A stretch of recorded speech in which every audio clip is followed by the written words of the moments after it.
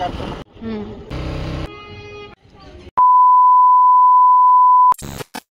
Everyone, তো তোমরা সবাই কেমন আছো? আশা করছি সবাই খুব খুব ভালো আছো, আর আমিও বেশ ভালো আছি। তোমরা যদি আমার আগের ভিডিও দেখে থাকো তাহলে বুঝতে পারবে আমি এখন ত্রিম্বকেশ্বর মন্দির থেকে পুজো দিয়ে ফিরছি। আর মন্দির থেকে ফেরার পথে একটা ফ্যাক্টরি বাদে, তো আমরা এখন সেই ফ্যাক্টরি দেখতেই যাচ্ছি। এটা কিন্তু কোনো জেসে ফ্যাক্টরি না, এটা হচ্ছে ওয়াইন ফ্যাক্টরি। তো দূর থেকে যখন এসছি এই ওয়াইন ফ্যাক্টরি না দেখে কি যেতে ইচ্ছা করে বলো? আমরা এখন যে গ্রামের ভেতরে যাচ্ছি সেখানে শুধু শোলা ওয়াইনই পাওয়া যায় তাই নয়, এখানে আরো নানান রকমের ওয়াইনের ফ্যাক্টরি আছে। আমি যখন ত্রিম্বকেশ্বরে যাচ্ছিলাম তখন তো আমি তোমাদের বলেছিলাম যে আমি ঠান্ডায় পুরো কাঁপছিলাম। আর মাত্র 1 ঘন্টা ডিস্টেন্সে আমি যখন এই জায়গাটায় এসছি এখন তো আমি লিটারেলি ঘামছি। সত্যি নাসিকের ওয়েদার বোঝা কিন্তু খুবই কষ্টকর। আমি তো আগেই বলছিলাম শোলা বাদে এখানে আরো নানান রকমের ওয়াইনের ফ্যাক্টরি আছে, তোমরা চাইলে এখানে পজ করে দেখে নিতে পারো।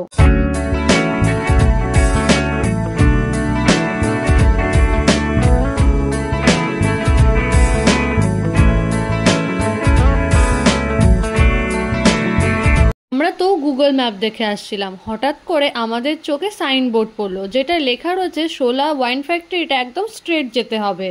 কিন্তু আমাদের গুগল ম্যাপে দেখাচ্ছে যে আমাদের অনেকটা রাস্তা এখনো ঘুরে যেতে হবে।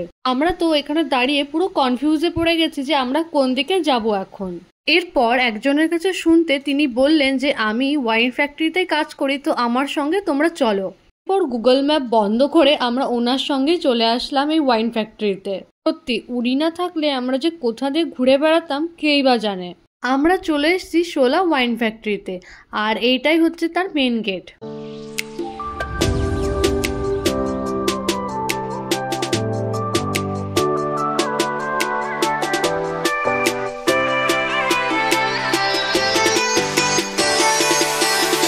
ভেতরে ঢুকে রাস্তার দুপাশে আঙুর গাছ দেখতে কিন্তু ভীষণ সুন্দর লাগছে। এখানে কিন্তু তোমরা একদম ছোট থেকে একদম বড় সাইজ সব রকমের আঙুরের গাছ কিন্তু দেখতে পাবে।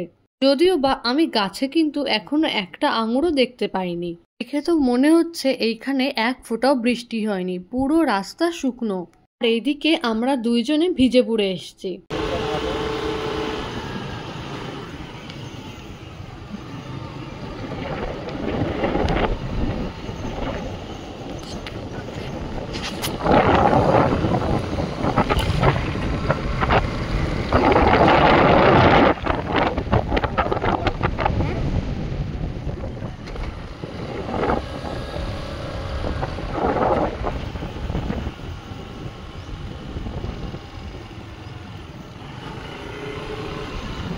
এটা হচ্ছে সেকেন্ড গেট, আর এই সেকেন্ড গেটের ভেতরে ঢুকে আগে আমাদের গাড়িটা পার্কিং করতে হবে।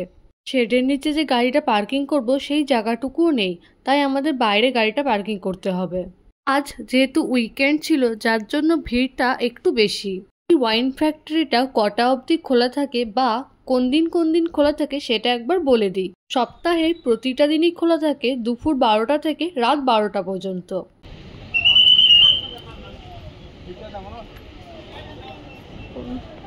এখান থেকে এবার আমাদের টিকিট কাটতে হবে, তো টিকিট চার্জ কিন্তু এখানে দেওয়া রয়েছে। আজ যেহেতু উইকেন্ড যার জন্য পার পার্সন 1000 টাকা করে নেবে, আর তোমরা যদি উইকেন্ড বাদে আসো তাহলে এক একজনে 600 টাকা করে দিতে হবে। তোমরা যে এই 1000 টাকা দিয়ে টিকিটটা কাটবে তার ভেতরে কিন্তু অনেক বেনিফিট পাবে। না, এর ভেতরে রেস্টুরেন্ট আছে, ওয়াইন শপও আছে, তো তোমরা চাইলে ওই টাকাটা ওইখান থেকে কেটে দিতে পারো। আমাদের টিকিট কাটা কমপ্লিট, এবার আমরা ভেতরে ঢুকে যাব। ভেতরে ঢুকতেই এরকম উপর দিয়ে ছাউনি মতো করে দেওয়া আছে যাতে রোদে বা বৃষ্টিতে কোনো রকম অসুবিধা না হয়। আর ওই যে দূর থেকে লেখা রয়েছে আই লাভ শোলা, সেইটা দেখে সৌতম তো এখন দৌড় দিয়ে ছবি তুলতে যাবে।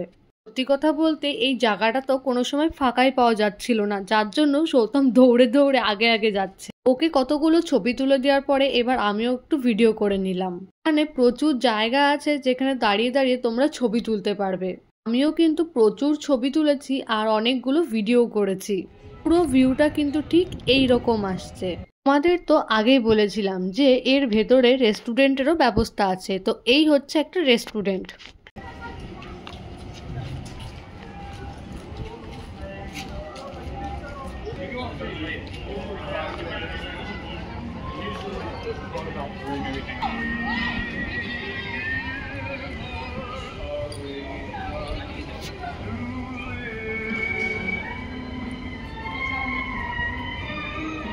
আমরা এখন যে রেস্টুরেন্টটা দেখালাম তার পেছনের দিকটায় চলে এসেছি। এইখানে প্রতিটা জায়গায় ছবি তোলার জন্য কোনো না কোনো কিছু দেওয়াই রয়েছে, তাই আমি আর বাদ যাই কেন, আমিও গাড়িতে উঠে বসলাম।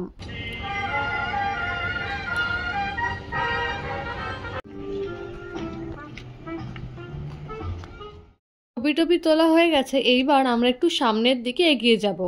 এখানে কিন্তু একটা রেস্টুরেন্ট না, এখানে কিন্তু অনেকগুলো রেস্টুরেন্ট আছে।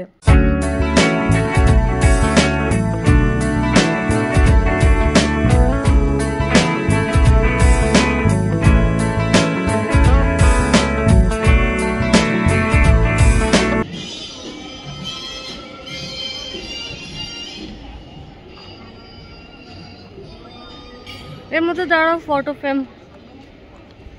এই দিকটাই হচ্ছে লাস্ট, মানে এই ফটো তোলার যে জায়গাটা, এখানটা দাঁড়িয়ে কটা ফটো তুলে এখান থেকে আবার ব্যাক করতে হবে।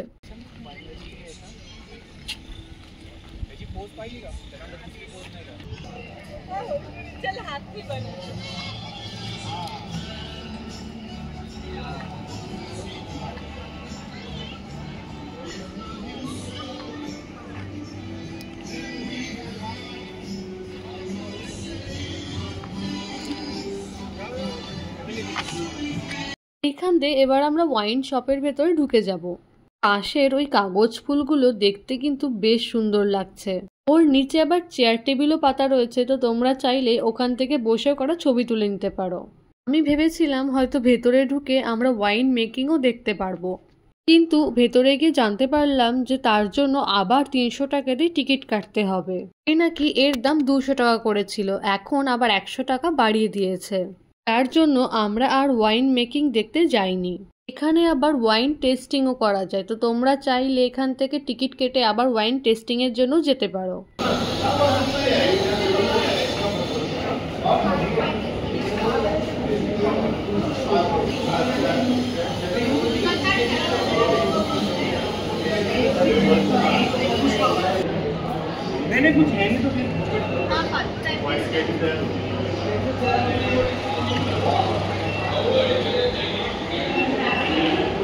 ওয়াইন শপের ভেতরেই ওয়াইন টেস্টিং এর জায়গা আছে, তো সেইখানে ওয়াইন টেস্টিং হচ্ছিল। আমরা বাইরে দাঁড়িয়ে দাঁড়িয়ে একটু দেখে নিলাম। এখানে আবার কিছু শোপিসও রাখা ছিল। এখানকার প্রতিটা জিনিসেই সোলার লোগো লাগানো রয়েছে, যা দেখতে কিন্তু ভীষণ সুন্দর লাগছে। এরপর ওপরেও তো একটা রেস্টুরেন্টের ব্যবস্থা আছে, তো সেই ওপরে আমরা চলে আসলাম। ভেবেছিলাম এখান থেকে কিছু খাওয়া দাওয়া করে নেব, কেননা আমাদের টিকিটে 1000, 2000 টাকা তো পড়েই রয়েছে। এখানকার খাবারের দাম আমাদের কাছে কোয়াইট এক্সপেন্সিভ লেগেছে, যার জন্য আমরা এখান থেকে কিছুই খাওয়া দাওয়া করিনি। বাট ওপর থেকে ভিউটা কিন্তু ভীষণ সুন্দর আসছিল।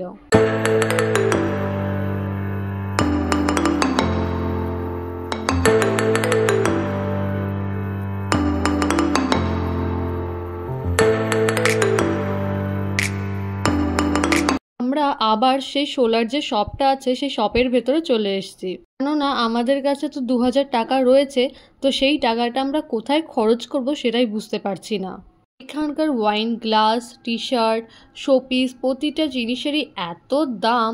এরপর আমরা এইসব কিছু না কিনে ওয়াইন শপ থেকে 2 বোতল ওয়াইন নিয়ে নিয়েছিলাম।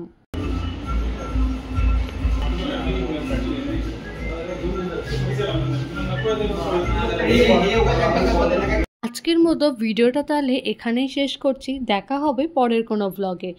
আর আমার এই ভিডিওটা তোমাদের কেমন লাগলো সেটা অবশ্যই আমাকে কমেন্টে জানিও। আর আমার চ্যানেলে যদি নতুন হয়ে থাকো তবে আমার চ্যানেলটা অবশ্যই সাবস্ক্রাইব করে দিও। আজকের মতো তাহলে আসি।